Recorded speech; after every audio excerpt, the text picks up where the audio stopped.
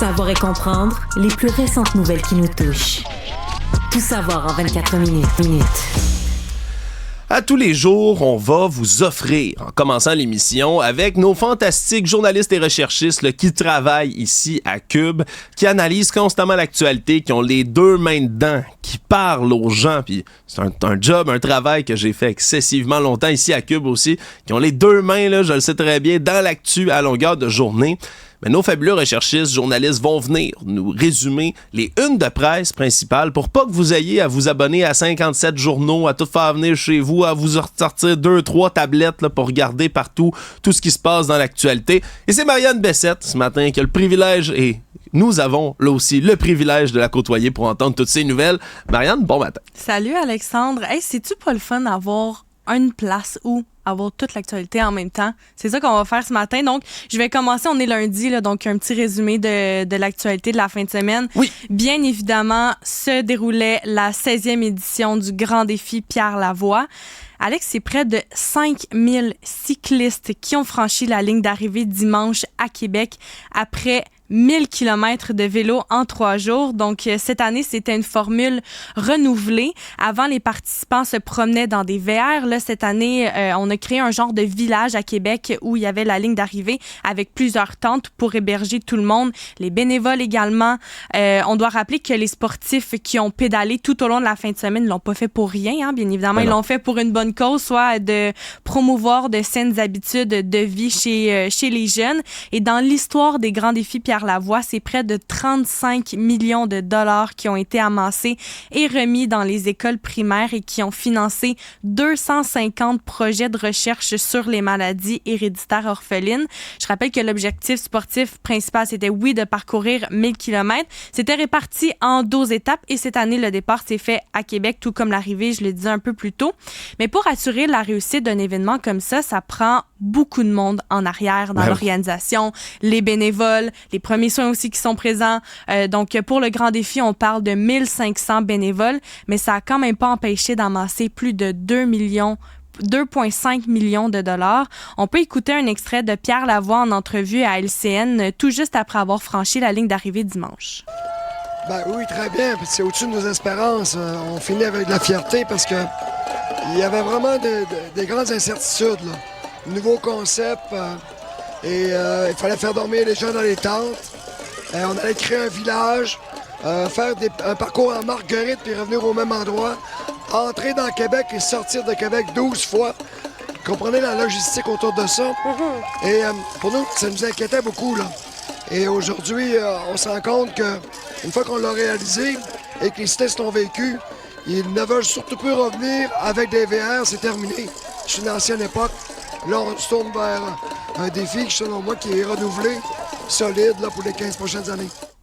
Oui, parce que ça, c'est la bonne nouvelle, c'est que c'est non seulement renouvelé pour les 15 prochaines années, comme on vient de l'entendre, Pierre Lavoie dire, mais c'est surtout, tu sais, après la pandémie, il y a eu tellement d'événements, tu sais, que ce soit comme ça, des événements sportifs d'envergure, des festivals de musique, des événements culturels. Il y a eu tellement de lacunes et de problèmes là, au niveau juste du financement. Là, parce que tu rates 1-2 ans, des fois 3 années là, à cause de la pandémie. Tu perds comme un gros morceau de tes revenus. Tu as de la difficulté à relancer l'événement. Mais plus dur que ça, habituellement aussi, c'est la perte de bénévoles. C'est la perte de main-d'œuvre. C'est des gens qui sont pas payés. Tu as de la difficulté à faire de la rétention de personnel dans une entreprise. Là. Tu rémunères tes employés en ce moment, puis les gens ont de la difficulté à trouver de la main-d'œuvre, puis surtout à la garder. Honnêtement, je sais pas comment M. Lavoie a réussi pour faire en sorte pour garder tous ces bénévoles tout ce temps-là. Hey, c'est comme 1500 bénévoles, je pense qu'on l'entendait dire. Ouais. Non, ça n'a pas de bon sens. Dans un contexte d'inflation aussi, Alexandre, faut le rappeler. Là, tout coûte cher présentement. Tout le monde veut travailler pour faire de l'argent et non pas faire du bénévolat pour finalement rien gagner monétairement. Mais ouais, 1500 bénévoles présents cette fin de semaine. Mais voilà, c'est quelque chose, puis j'ai hâte d'entendre M. Lavoie, qu'on va recevoir d'ailleurs un peu plus tard ici à l'épisode, qui va pouvoir... C'est vraiment les questions là, que je veux lui poser d'avance. Moi, je suis curieux de savoir comment ils traitent ces bénévoles, s'il y a des gens d'autres entreprises qui emploient des bénévoles, ou encore, tout court, des entreprises qui veulent savoir comment garder leur personnel, mais peut-être qu'ils ont des conseils à apprendre de M. Lavoie, parce que franchement, moi... Moi, je veux dire, j'ai été bénévole pour toutes sortes d'organisations. Je revenais année après année, mais c'était souvent, tu sais, moi, la gang qui me faisait rester, pas nécessairement comment l'événement nous recevait. Je pense qu'il doit y avoir un élégant mélange des deux là-dedans. J'ai très hâte d'entendre M. Lavoie. Dans tous les cas, félicitations, puis on souhaite là, 15 autres belles années de ce défi. Tout savoir en 24 minutes. À la une du Journal de Montréal, on parle de cette entrevue de Céline Dion qu'elle a accordée à Jean-Philippe Dion. C'était diffusé à TVA dimanche. C'est la seule entrevue que notre diva nationale a donnée au Québec. Et surtout, c'est la première en 4 ans. 4 ans, c'est long, là. Hey. Surtout pour Céline. C'est notre Céline! c'est long pour les fans de Céline, si on se comprend tout particulièrement. Là, c'est tellement... On oublie à quel point c'est un monument des fois. Parce que nous, on est chanceux d'avoir justement là, grandi avec l'univers Céline Dion. Tout le monde ici au Québec qui parle de Céline. On sait qu'elle a une maison au Québec. On sait qu'elle a été tellement présente dans le paysage culturel. Feu son mari également. Là. M. Angélil était tellement impliqué dans la communauté culturelle du Québec. Ça a comme été un... Je sais pas, moi j'ai l'impression que Céline, on l'a comme pris pour acquis un peu, là, tu sais, que c'est comme, c'est notre Céline, ça va toujours être notre Céline, puis en voyant ce qui s'en vient, là, je rappelle, là, c'est une série de documentaires sur Céline, Je suis Céline, I am Céline, exactement, qui s'en vient, qui sort très très bientôt. Sur la plateforme Prime Video dès le 25 juin, ouais. Voilà, tu vois, ça s'en vient. Un beau cadeau d'après Saint-Jean pour un peu tout le monde. Non, c'est quand on voit ça, puis on voit l'engouement à l'international, puis on voit, ça se présente dans des événements, puis les gens capotent, là, tu sais, parce que, une sortie médiatique de Céline Dion. C'est là qu'on prend l'ampleur, on prend conscience, j'ai l'impression, à quel point c'est dans nos, tu sais, très rares monuments internationaux du Québec. Là. C'est pas beaucoup de Québécois là, qui ont eu une renommée, je veux dire, aussi large et mondiale. Écoute, moi, je pense, c'est quoi? C'est Céline Dion, mettons, Denis Villeneuve, Georges Saint-Pierre, mettons. C'est à peu près ça. Je dois en oublier, je m'excuse pour eux autres, là, mais je veux dire, 3, mettons, dans les dernières décennies qui ont frappé, marqué l'imaginaire du monde entier, puis qui viennent du Québec. Puis maudit qu'on l'aime, Céline. Hein? Ça, je veux dire, c'est partout sur nos réseaux, c'est les trucs les plus cliqués et les plus vus. Hein? Dès qu'il y a une chanson qui joue à la radio ou dès que quelqu'un fredonne un air de Céline au bureau, tout le monde se met à chanter, tout le monde connaît les paroles. C'est une emblème du Québec et qui est connue à l'international, évidemment. Mais là, Alexandre, ça fait plusieurs années là, dans les derniers temps, là, on l'a moins vue sur scène parce qu'on a appris qu'elle était atteinte du syndrome de la personne raide. Donc, aussi, ça fait partie des sujets qu'elle a abordés dans l'entrevue avec Jean-Philippe Dion. Elle est aussi revenue sur sa carrière. Puis je pense que tout le monde a été surpris d'apprendre qu'elle avait des boutons paniques dans sa maison au cas où elle aurait une crise. Ouais. Je te lis quelques citations tirées de l'entrevue. Elle dit « Si je suis trop stimulée, que ce soit du bonheur ou un malheur ou quelque chose dont je m'attends pas, ça peut me mettre dans un épisode de crise. C'est pas des crises d'épilepsie, mais ça ressemble. On perd un peu des bouts, je peux pas parler. Des fois, c'est très vite. Des fois, c'est plus long. » Elle pense que ça fait à peu près 17 ans qu'elle vit avec le syndrome de la personne raide. C'est difficile pour elle de raconter dans un petit bout d'entrevue 17 ans de panique. Je vais aussi te faire entendre un extrait de l'entrevue avec Jean-Philippe Dion. Mais c'est toi qui as eu cette idée-là de faire un documentaire pour expliquer ce que tu vivais? Oui, parce que j'ai décidé de ne pas laisser les gens dire à travers les journaux, devant mes enfants et le public, que je suis morte. Ce que je vivais, j'avais pas de diagnostic. Je ne pouvais plus chanter. Je ne pouvais plus marcher. Je me tenais sur tous les fauteuils de la maison, les comptoirs. C'était pas vivre, c'était même pas mourir. C'est pire que ça. C'est d'être dans l'attente de quoi? Ah, c'est bouleversant de l'entendre, sincèrement. Là, c'est une femme émotive aussi, Céline, là, passionnée, émotive. Ouais. On l'entend dans sa voix, comment ça y a fait de la peine. Puis, pour vrai, j'essaie de me mettre dans ses souliers, Marianne. Tu es une vedette internationale. Il y a la presse du monde entier là, qui suit chacun de tes faits et gestes. Et là, tu es obligé des fois de prendre des pauses, d'annuler des spectacles à la dernière minute, puis parce que tu te sens pas bien, mais plus que pas bien. Tu sais, t'as des épisodes de crise dans lesquels t'as de la misère à marcher, à chanter, puis t'as pas de diagnostic. Alors que chanter, c'est son métier. Hey, c'est son métier, c'est son gagne-pain, c'est sa passion. Puis elle ne peut pas le faire, mais surtout, elle n'a pas de diagnostic. Puis moi, c'est surtout ça que je retiens du drame que Céline a vécu. Mm-hmm. C'est que c'est comme un peu pour la maladie de Lyme. C'est quelque chose qu'on... puis évidemment, c'est 2 maladies complètement différentes, mais maladie de Lyme, c'est une maladie qui est très peu connue, comme le syndrome de la personne raide dont souffre Céline. Je pense qu'on a tous appris l'existence de cette maladie-là avec le diagnostic de Céline Dion. C'était pas connu ou peu connu avant que ça sorte dans les médias, son diagnostic. Première fois de toute ma vie que j'entendais parler du syndrome de la personne raide, sincèrement. Puis, fait que t'as pas de diagnostic comme pour la maladie de Lyme. T'as pas de traitement non plus, directement lié à un soulagement de cette maladie-là, pas plutôt au soulagement, mais à la guérison. T'sais. Tu peux être soulagé, justement, mais être guéri complètement. Il n'y a pas de traitement, pas de médicament miracle, il n'y a rien. Puis pendant des années, tu erres, sans savoir exactement c'est quoi que tu as, pourquoi, comment. Ne rien avoir à dire, ne rien avoir ne pas avoir d'explication à donner pour les syndromes que tu as. Puis pendant tout ce temps-là, tu as juste la presse qui est comme oui, Céline, qu'est-ce qu'elle fait? Quelles sont les rumeurs? Est-ce qu'elle est partie avec un nouvel homme puis il l'empêche de chanter? Ça n'a pas de bon sens, c'est comme pression sur quelqu'un. Puis on comprend un peu mieux avec quoi elle a dû composer. Sincèrement, c'est le genre de documentaire moi que je vais écouter, je sais pas pour toi. Là. Mm-hmm. Ben oui, tout le monde qui aime Céline, ou même si tu l'aimes pas, je pense que tout le monde va vouloir le regarder quand même. Puis ce qui a frappé aussi, c'est la réponse des Québécois et des Québécoises à la suite de la diffusion de l'entrevue. Il y a tellement eu de messages d'encouragement que ça prouve que Céline Dion, même si elle vit aux États-Unis, elle va toujours être la chouchou du Québec. On peut entre autres lire des gens qui disent que c'est une excellente entrevue, très touchante. On lui souhaite de la santé, du courage pour qu'elle puisse profiter de la vie, voir ses enfants grandir.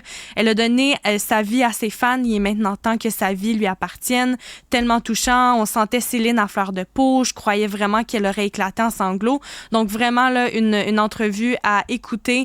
Notre collègue Sophie Durocher a d'ailleurs reçu Jean-Philippe Dion qui est revenu sur l'entrevue dans un autre épisode. Vous pouvez aller l'écouter. C'est disponible sur la plateforme Cube. Et pour ceux et celles qui n'ont pas pu écouter l'entrevue en direct, sachez que vous pouvez l'écouter sur le site de TVA dans les vidéos en rattrapage. Et comme on le disait un petit peu plus tôt, Alexandre, le documentaire « Je suis Céline Dion » sortira quant à lui sur la plateforme Prime Video le 25 juin. Tout savoir en 24 minutes. Été égale avec soleil, il va faire chaud. Il va faire humide dans les prochains jours.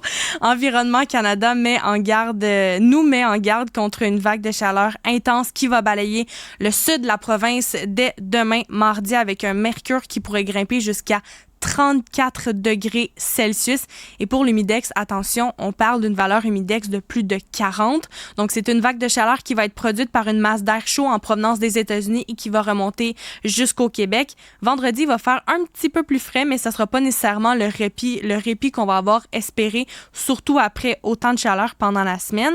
C'est plutôt dans la nuit de vendredi à samedi là, que le mercure pourrait redescendre sous les 20 degrés. Puis encore un peu trop tôt pour savoir si on va vivre cette semaine, ça va être une canicule, parce que pour qu'on qualifie ça comme une canicule, le mercure doit se maintenir en dessous de 30 degrés Celsius le jour et la nuit 16 degrés pendant 3 jours de suite. Et ça, 16 degrés, la nuit, quand on ouvre les fenêtres pour aérer, c'est frais, mais c'est chaud, surtout avec l'indice d'humidex. Oui, c'est surtout ça le facteur qui va embarquer en ligne de compte. Là, au final, c'est vraiment de savoir à quel point on va souffrir de l'humidité. Là. Ça rentre, ça pogne dans tes draps, tu dors tout croche, c'est dégueulasse. T'es mouillé quand tu te réveilles. C'est exact, t'es mouillé quand tu te réveilles, c'est absolument dégueulasse. Donc, c'est vraiment le genre de truc qu'on doit subir, hein, qu'on ne peut pas vraiment éviter. Puis c'est quoi, je m'attends à la même affaire qu'à peu près à chaque année, malheureusement, cette semaine.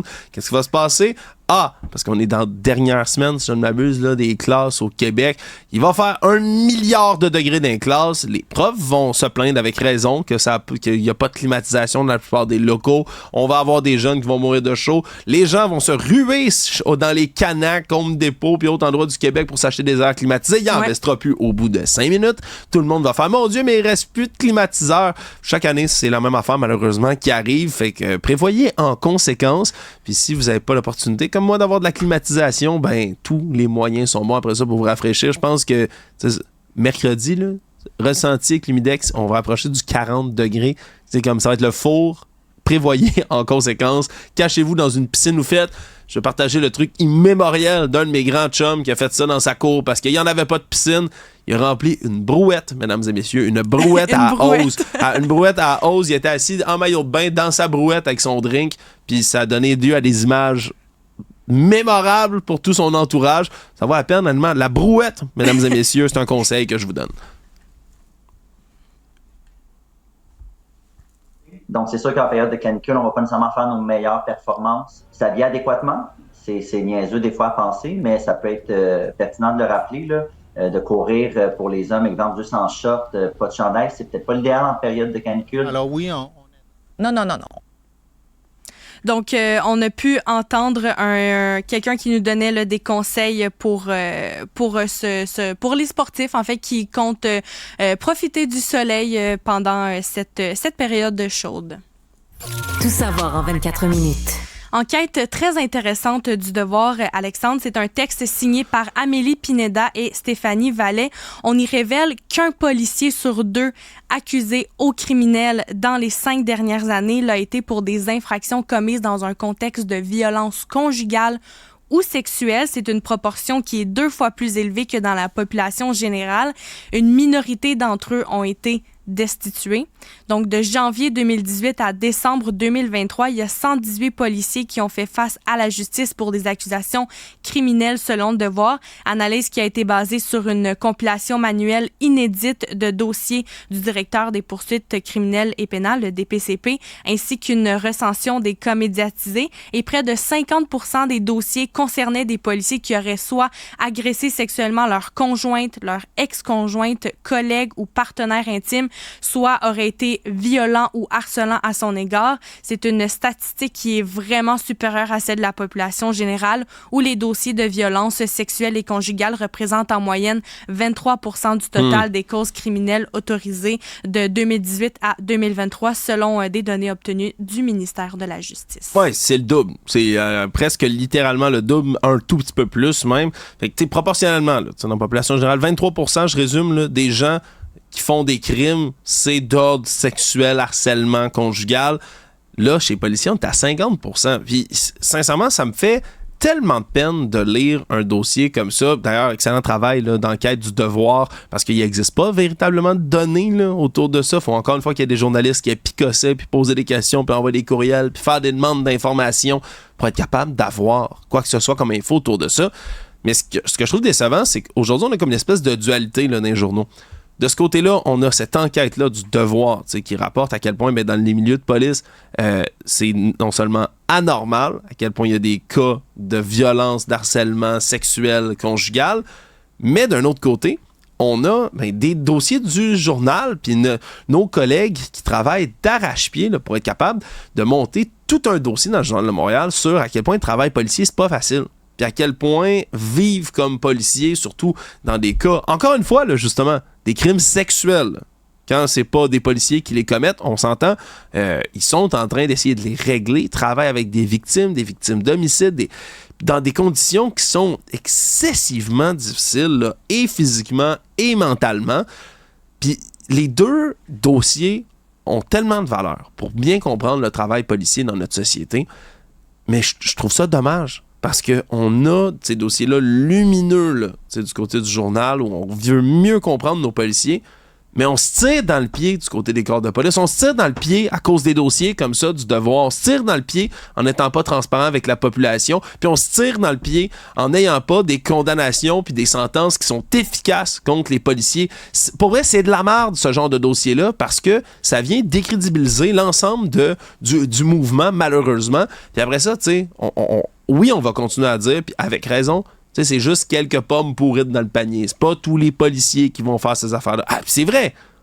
Mais quand on a un autre exemple, c'est vraiment pas le premier, à quel point à l'intérieur de la police, les sentences sont bonbons, là. Sont bonbons quand on enfreint les lois de nous-mêmes, quand c'est les gens qui sont censés mener l'exemple, donner l'exemple pour le reste de la société.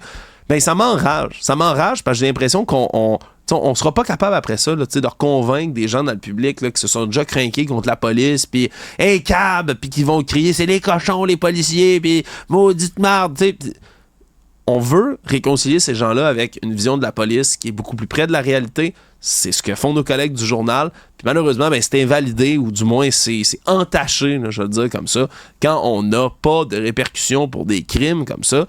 Puis sincèrement, faudrait peut-être se pencher sur le fait comment ça se fait qu'il y ait autant d'hommes dans la police qui commettent des crimes d'ordre sexuel puis qui soient harcelants avec leur conjoint, leur ex-conjointe. Sincèrement, moi, ça m'inquiète profondément. Sans qu'il y ait aussi aucune statistique, aucun décompte des policiers qui ont reçu des accusations pour violence conjugale ou sexuelle. Il n'y a aucun registre, Alexandre, des policiers qui ont un dossier criminel ou encore qui ont été destitués. Je te le disais un peu tout à l'heure là, qu'il y en a quelques-uns, une minorité, mais oui, il y en a certains qui ont été destitués. Donc, tout savoir en 24 minutes. Je termine, Alexandre, avec un article de Radio-Canada. Donc, la confiance du public envers les médias d'information. On le sait, des fois, c'est un petit peu... en fait, il y a un rapport là, qui a été publié par le Centre d'études sur les médias qui mentionne qu'il y a 39% des Canadiens qui ont confiance dans la plupart des nouvelles qui sont publiées par les médias. C'est une baisse d'1 point de pourcentage par rapport à l'année dernière, selon le document. Ça baisse chaque année, ou presque. Il est en baisse depuis plusieurs années. C'est un pourcentage qui est très bas depuis que les chiffres ont commencé à être compilés en 2016. Et cette année-là, 55% des citoyens sondés avaient confiance dans la plupart des nouvelles. Là, cette année, on parle de 39%.